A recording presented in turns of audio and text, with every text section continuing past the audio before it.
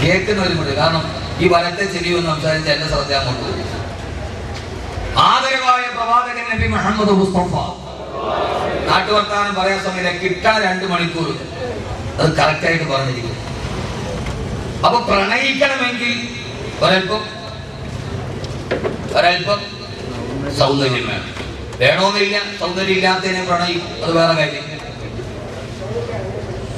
കരുനാഗപ്പള്ളിക്കാരി റഷീദ എന്ന് പറയുന്ന 45 വയസ്സുകാരി കാമുകന്റെ കൂടെ 3 മക്കളെയും വിട്ടിട്ട് ഒളിച്ചോടി. അവളെ മലപ്പുറത്താണ് കണ്ണൂരെ വെച്ച് കൊട്ടേഷൻ സംഘം കൊടുത്തിട്ടാണ് നമ്മുടെ സലിം രാജ് പിടിക്കാൻ പോയത്. അവിടെ വെച്ചാണ് അയാൾ കുടുങ്ങിയത്. ആ പെണ്ണിന്റെ ഒരു ചിത്രം കോടതിയിൽ കയറുമ്പോൾ ഈ പെണ്ണിന്റെ ഒരു ചിത്രം മലയാള മനോരമയാണെന്ന് തോന്നുന്നു. 45 വയസ്സുള്ള 3 മക്കളുള്ള റഷീദ എന്ന കരുനാഗപ്പള്ളിക്കാരി തന്റെ വീട്ടിൽ സിമന്റ് പൂശാൻ വന്ന വേലന്റെ കൂടെ ഒളിച്ചോടി. അതിനകത്ത് വർഗീയതൊന്നുമില്ല, ഒളിച്ചോട്ടത്തിന് എന്ത് മതം. അപ്പൊ ആ പെണ്ണിനെ 3 മക്കൾ ഉപേക്ഷിച്ചിട്ട് ആ പെണ്ണ് ഭർത്താവിന് 40 ലക്ഷം രൂപയും 80 പവൻ സ്വർണവുമായിട്ട് പോകണമെങ്കിൽ ഞാൻ വിചാരിച്ചു സിമന്റ് പൂശാൻ വന്ന മേശിരി ഒന്നുകിൽ സുന്ദരനായിരിക്കും, അല്ലെങ്കിൽ ഇവൾ സുന്ദരിയായിരിക്കും. പക്ഷെ ആ പെണ്ണ് 45 വയസ്സുകാരി കോടതിയിൽ വന്നപ്പോ അവളുടെ ഫോട്ടോ മലയാള മനോരമയുടെ ഒരു പത്രത്തിൽ ഞാൻ കണ്ടു. ആദ്യം എനിക്കൊരു ഫോട്ടോയാന്ന് മനസ്സിലായില്ല, പെണ്ണാന്ന് മനസ്സിലായില്ല. ഞാൻ അവിടെ നോക്കി റോഡ് ക്ലോസ്ഡ് എന്നെങ്ങാനും ഒരു പരസ്യം ഉണ്ടോ.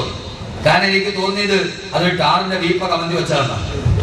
പിന്നെ ഞാൻ നോക്കി റോഡ് ക്ലോസ് എന്നോ അല്ലെങ്കിൽ ടേക്കിഡ് വേസ്റ്റ് എന്നെങ്ങാനൊന്ന് കാണും എന്ന്. അല്ല, ആ പെണ്ണിന്റെ ഫോട്ടോയാണ്.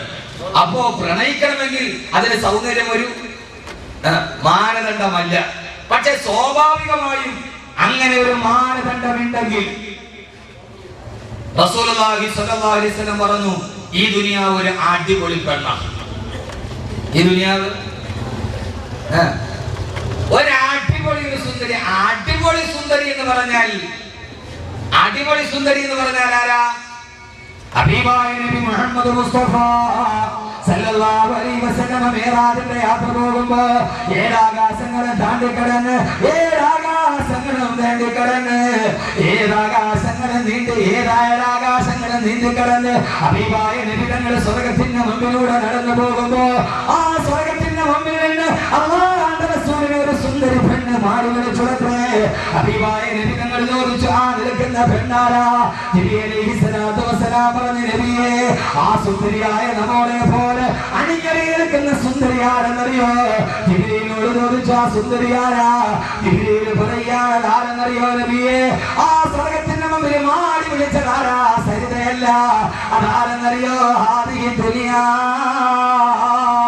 ഇത് ദുനിയാവാണ്, ഇത് ദുനിയാവാണെന്ന് അല്ലാഹുവിന്റെ റസൂലിനോട് പറഞ്ഞു കൊടുത്തു.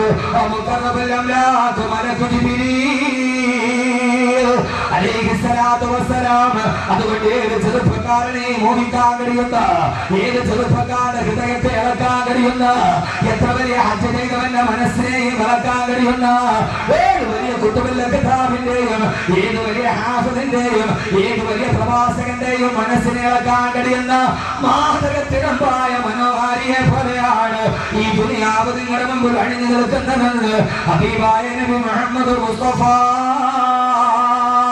എന്നിട്ട് അല്ലാഹുവിന്റെ റസൂലിന്റെ പ്രഘോഷണം മുടങ്ങി സഹാബ, ഈ സുന്ദരി പെണ്ണായ ദുനിയാവിന്, ഈ നിലവിനെ നിങ്ങൾ ആരെങ്കിലും പ്രണയിച്ചു കഴിഞ്ഞാൽ,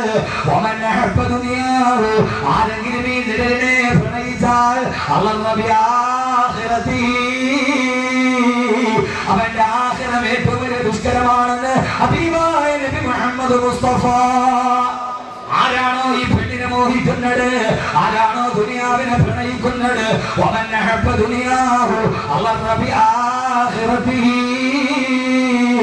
അവൻ ആഖിറത്തിൽ കട്ടപ്പെടേണ്ടി വരും. അവന്റെ ഹിസാബ് ശരിയാവില്ല, അവന്റെ മീസാൻ എളുപ്പമാവുകയില്ല, അവന്റെ സിറാത്ത് എന്ന പാലം അവൻ കടക്കുകയില്ല, അവന്റെ നന്മകളുടെ ത്രാസുകള്, അവന്റെ നന്മയുടെ ത്രാസുകളിൽ ഭാരം കിട്ടുകയില്ല. ആരാണോ ദുനിയാവിനെ പ്രണയിക്കുന്നത്, ആരാണോ ഈ കാമുകയെ പ്രണയിക്കുന്നത്, അവന്റെ ആഖിറത്തിൽ അവൻ കട്ടപ്പെടേണ്ടി വരും. മറിച്ച് ആരാണോ ആഖിറത്തെ പ്രണയിക്കുന്നത്, ആരാണോ ആഖിറത്തെ പ്രണയിക്കുന്നത്, അവൻ അവന്റെ ദുനിയാവിന്റെ കട്ടപ്പാട് നടന്നതായിരിക്കുമെന്ന് ഹബീബായ നബി മുഹമ്മദ് മുസ്തഫ. രണ്ട് പ്രണയികളെ നിങ്ങളോട് ഞാൻ പറഞ്ഞിരുന്നു. ഇനി നിങ്ങളാണ് തീരുമാനിക്കേണ്ടത്. ബുദ്ധിയുണ്ടെങ്കിൽ നിങ്ങളാണ് തീരുമാനിക്കേണ്ടത്. ബുദ്ധിയുണ്ടെങ്കിൽ നിങ്ങളാണ് തീരുമാനിക്കേണ്ടത്. ആര് ദുനിയാവിനെ പ്രണയിച്ചോ അവന്റെ ആഗ്രഹം കെട്ടപ്പാടിലാണ്. ആര് ആഗ്രഹത്തെ പ്രണയിച്ചോ അവന്റെ ദുനിയാവ് കട്ടപ്പാടാണ്. അതുകൊണ്ട് എന്റെ പ്രിയപ്പെട്ട സഹോദരങ്ങളെ, ഈ പ്രഭാഷണം കേൾക്കാൻ തടിച്ചുകൂടിയ എന്റെ പ്രിയപ്പെട്ട സഹോദരി സഹോദരന്മാരോട് 14 നൂറ്റാണ്ടുകൾക്ക് മുമ്പ് മദീനത്തെ പള്ളിയുടെ മിമ്പറിന്റെ ചുവട്ടിൽ നിന്നിട്ട് അല്ലാഹുവിന്റെ റസൂൽ പറയുകയാണ്,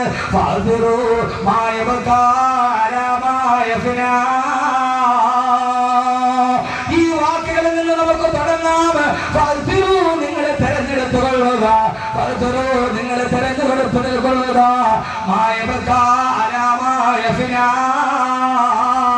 നാളെ രാവിലെ ഉറക്കമെഴുന്നേൽക്കുമ്പോ നിങ്ങളുടെ മുമ്പിൽ നശിച്ചു കിടക്കുന്ന സാധനത്തെ വിട്ടിട്ട് ഒരിക്കലും നശിക്കാത്ത സുഗരസങ്ങളുടെ കരവറയെ നിങ്ങളെ തെരഞ്ഞെടുത്തു കൊള്ളുക.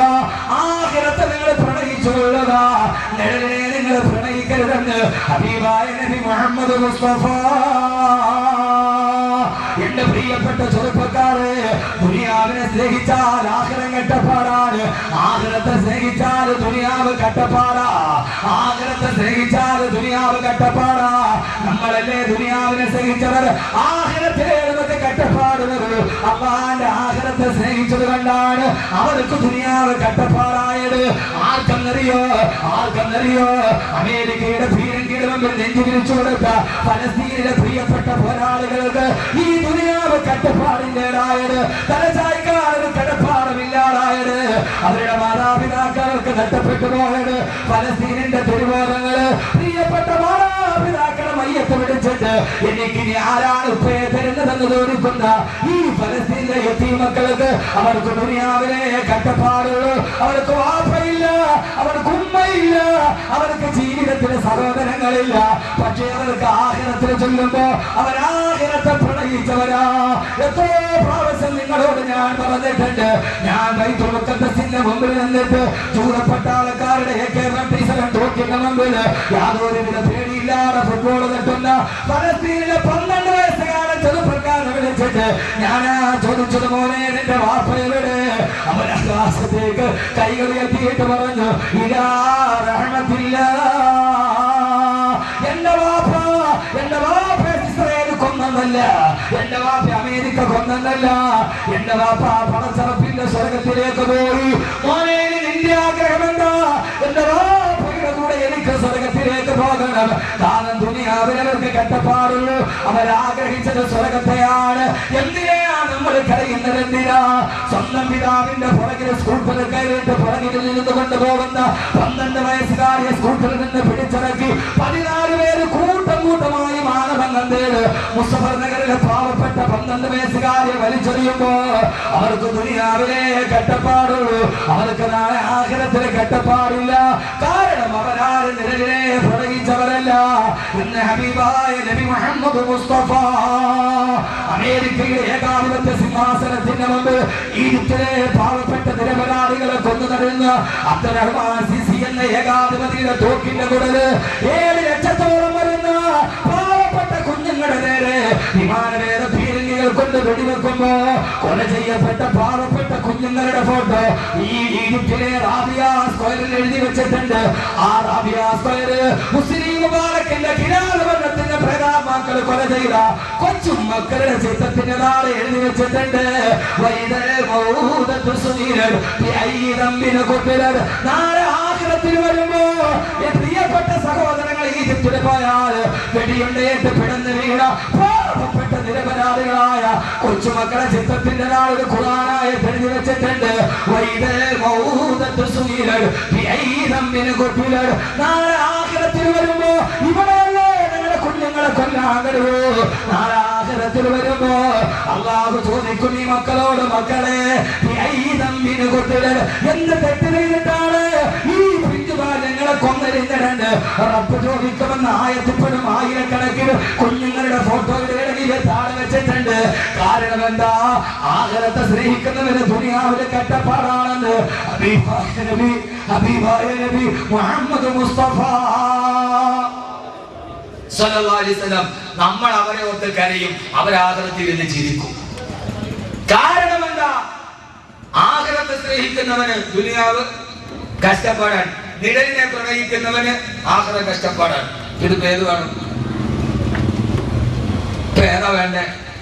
ആഖിറത്തെ സ്നേഹിച്ചിട്ട് ദുനിയാവിൽ കഷ്ടപ്പാട് സഹിക്കണോ? നിഴലിനെ പ്രണയിച്ചിട്ട് ആഖിറത്തിന് കഷ്ടപ്പാട് സഹിക്കണം? ഏതാ വേണ്ട? വേണം കുഴഞ്ഞു. ഇതിപ്പോ കുഴഞ്ഞു. കാരണം എന്താ? ഇത് പേര് പറഞ്ഞാലും കുഴയും. നിങ്ങളുടെ തീരുമാനം എന്താ? നിഴലിനെ പ്രണയിച്ചിട്ട് ആഖിറം കഷ്ടപ്പാടിലാവണോ, അതല്ല ആഖിറത്തെ സ്നേഹിച്ചിട്ട്?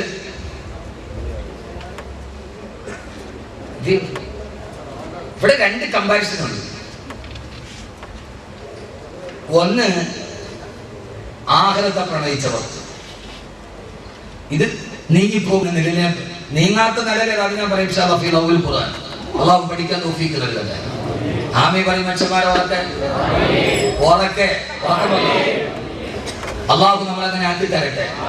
അള്ളാഹു ആക്കി തരട്ടെ. 2 മണിക്കൂർ നിങ്ങളും ഞാനും മെനക്കെട്ടിട്ട് എന്തെങ്കിലുമൊക്കെ പറഞ്ഞു പോയിട്ട് കാര്യമില്ല. കുറെ കഥകളും ഒക്കെ പറഞ്ഞു പോയിട്ട് കാര്യമില്ല. ആ പറയുന്നത് അങ്ങനെ പെട്ടെന്ന്